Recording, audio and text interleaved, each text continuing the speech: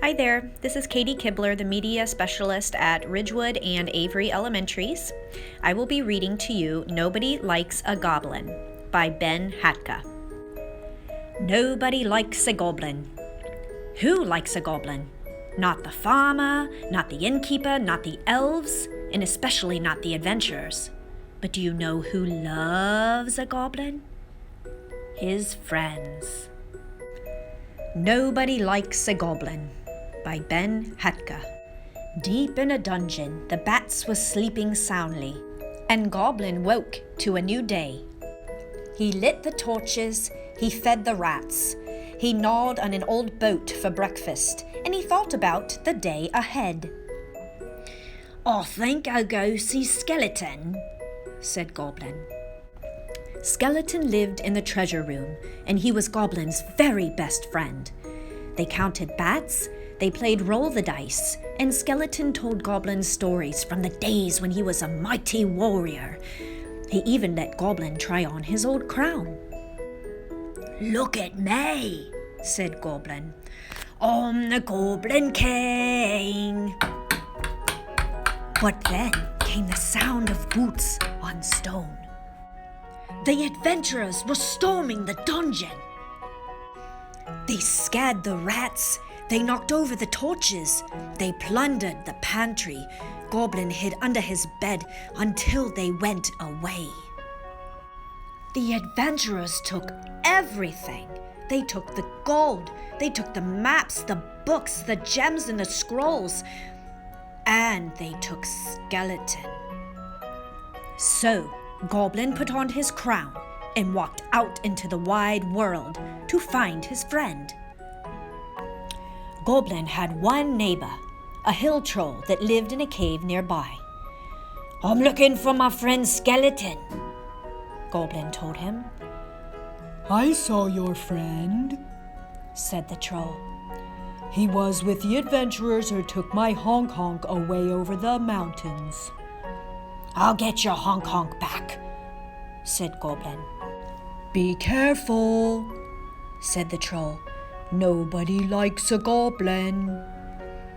"I'll be okay," said Goblin, and he walked up into the hills.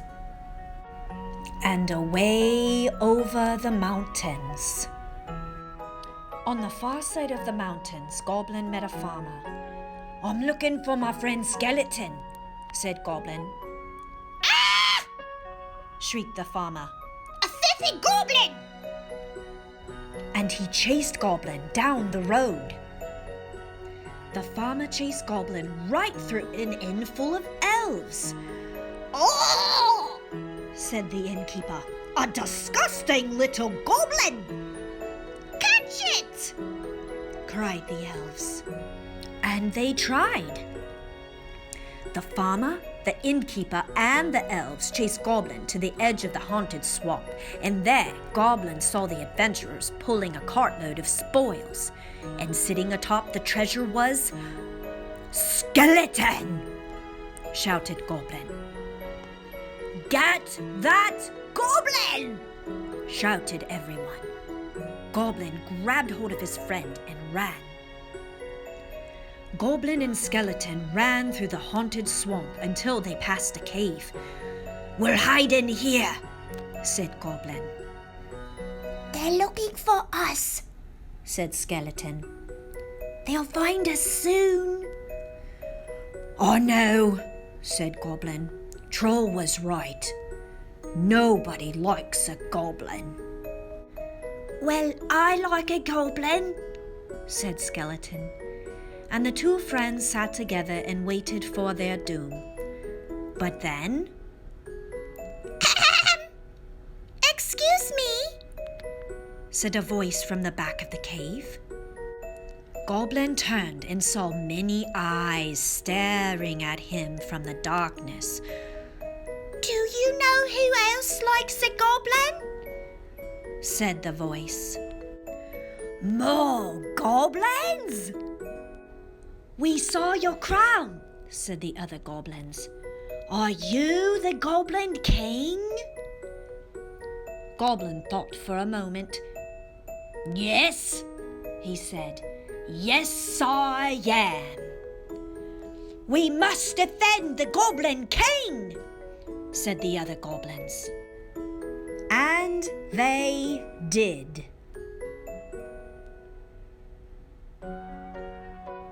The farmer, the innkeeper, and the elves ran for the hills. And the adventurers, well, they were never heard from again. Gorble.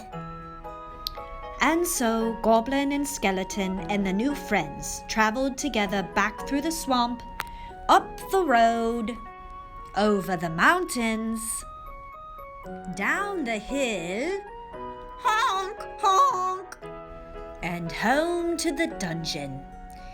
The end. Ben Hatke is the author and illustrator of the beloved Zeta the Space Girl graphic novel trilogy and the picture book Julia's House for Lost Creatures. His most recent book is the graphic novel Little Robot. He lives and works in the Shenandoah Valley with his wife and their boisterous pack of daughters. When not writing or drawing, he jumps around a lot, practices archery, and sometimes breathes fire. Ben posts stories, art, and comics online at benhatke.com. I hope you enjoyed the story. Remember, books always win. There's a magical quality to Ben Hatke's books. The Washington Post.